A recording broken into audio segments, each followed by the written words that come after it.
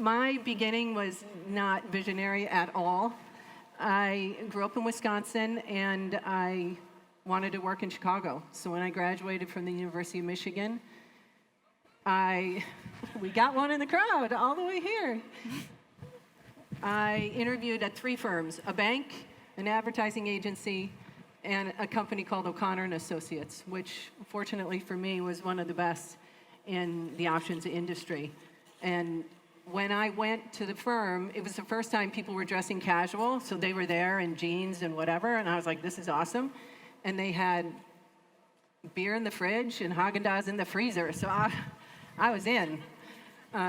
And from there, I went to the trading floor, which most of you probably have seen in movies before. They're exactly like the movies, huge rooms like this with round circles with tons and tons of very large men who are trying to scream over each other, and then a handful of us. So I actually didn't know that was going to be my job. I'm not sure if I had known what would have happened.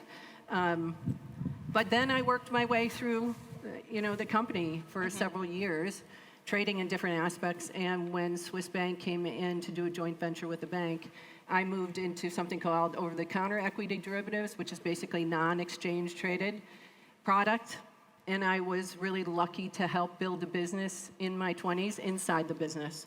So there was 2 of us, a gentleman they brought in from Goldman Sachs, and we started calling on corporate clients like Intel and Oracle and General Motors, and we were 20-somethings that they shouldn't really want to talk to.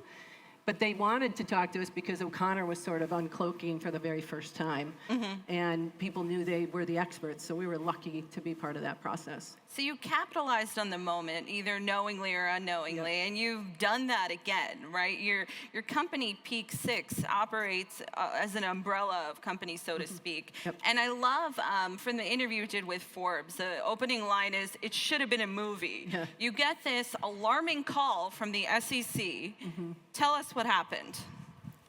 Sure. So I'll just back up a little bit. Our core business, the heart and soul of Peak 6, is an options trading firm. And it's proprietary, so it's not that we take outside money, but we started with $1.6 million in 1997 and sort of never looked back. And the fortunate thing about that kind of business is it spins off money, hopefully if you're good at what you do.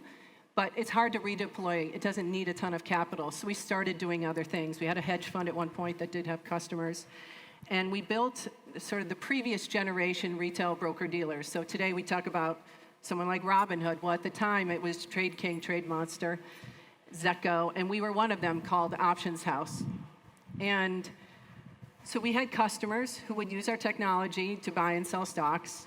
And the technology behind Options House that we used was a company called Penson, which was public.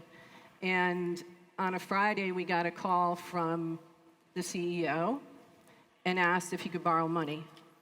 And if your bank ever calls and asks if they can borrow money from you, that's not a good sign. That's probably not gonna happen. You gotta run, right? So all weekend we're waiting, like what's going to happen? This is a public company.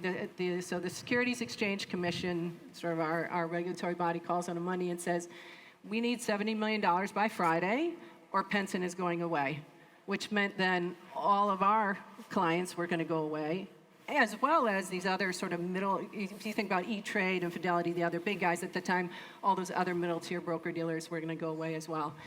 And you also, this was 2012. It's a huge amount of money. And by the way, why are you calling us? There must be somebody else or some consortium that's going to, well, nothing happened. And 13 days later, there was announced fraud, as a side note. Try and buy one of those businesses and see. But there was announced fraud, and we bought it. And we were really lucky, honestly, the way it turned out. We put our heads down and started rebuilding the technology. And when we rebuilt the technology for ourselves, we just built what we wanted, what we as the customers of that kind of business would have wanted. Robinhood, Wealthfront, Betterment came around, and they needed that technology, and we were the only ones who had built it at that point. So Vlad and Bijou on their skateboards in a strip mall in San Francisco needed somebody to do all the other work. They did the brilliant front-end work, and now here we came up and brought up the backside.